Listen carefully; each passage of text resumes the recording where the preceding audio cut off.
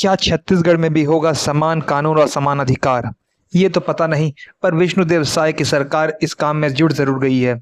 क्योंकि अभी कुछ दिन पहले रायपुर एयरपोर्ट में छत्तीसगढ़ के मुख्यमंत्री श्री विष्णुदेव साय जी से यह सवाल पूछा गया, जिसमें उन्होंने बताया कि हाँ, छत्तीसगढ़ इस विंटर असेंबली में बहुत जल्दी अपने लेजिस्लेटिव असेंबली में इस बिल को लाने वाली है, जहां पर वो भिड़ गई है और एक कमेटी भी तैयार कर गई है। तो ये देख सकते हैं आप, इस कमेटी को हेड कर रहे हैं retired justice of supreme court Ranjana Prakash Desai, और काफी सारे IAS officer Shatrughan Singh, MK Roth भी इसके पार्ट हैं, एडवोकेट मोहन पवार और एक रिटायर्ड प्रिंसिपल ज्योति रानी सिंह। तो अब सवाल ये उठता है, क्या है यूनिफॉर्म सिविल कोड? अब यूनिफॉर्म सिविल कोड पार्ट है chapter 4 of Indian constitution, directive principle of state policy का, और दिया है आर्टिकल 44 में। ये बात करता है कि सभी लोगों पे एक सिंगल पर्सनल लॉ लगाया जाए। अभी भारत के लोग अलग अलग पर्सनल लॉ से गवर्न किए जा रहे हैं, जैसे कि हिंदू के लिए हिंदू लॉ, जहां पर Hindu marriage act, Hindu succession act ये सब आते हैं। जहां पर मुस्लिमों के लिए मुस्लिम लॉ यूज किए जाते हैं, जैसे dissolution of Muslim marriage act 1939।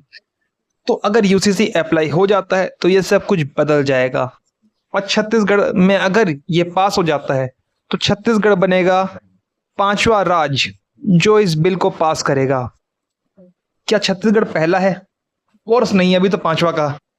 तो पहला राज्य कौन सा है? वो है उत्तराखंड। उत्तराखंड पहला स्टेट है इंडिया का जो इसे पास करता है और इंप्लीमेंट भी करता है। गुजरात बनता है दूसरा राज्य, पर अब तक वहां पर प्रेसिडेंशियल एसेंट नहीं मिला है। उसके बाद आसाम और मध्य प्रदेश ने अभी रिसेंटली जुलाई 21 में ही इसे पास किया है। अभी तो वहां एडमिनिस्ट्रेटिव फेज में टाइम लगेगा काफी। अब एक सवाल और आएगा आपके मन में कि why presidential assent when you have governor? Great question. इसका जवाब सिंपल है, क्योंकि ये जो टॉपिक है मैरिज सक्सेशन, ये आता है कॉन्करेंट लिस्ट में। कॉन्करेंट लिस्ट की बात करें तो यहां पर स्टेट और उसके साथ साथ सेंटर भी लॉ बना सकता है, लेकिन आर्टिकल 254 कहता है कि जब जब इन दोनों में क्लैश होगा तब तब हमेशा ही सेंटर जीतेगा, और सेंटर के ऑलरेडी लॉज हैं जो कि मैरिज और सक्सेशन ये सबको रेगुलेट करते हैं। तो अगर स्टेट ऐसा लॉ बनाता है तो उसे जरूरत पड़ेगी केवल एक चीज की, प्रेसिडेंशियल एसेंट की।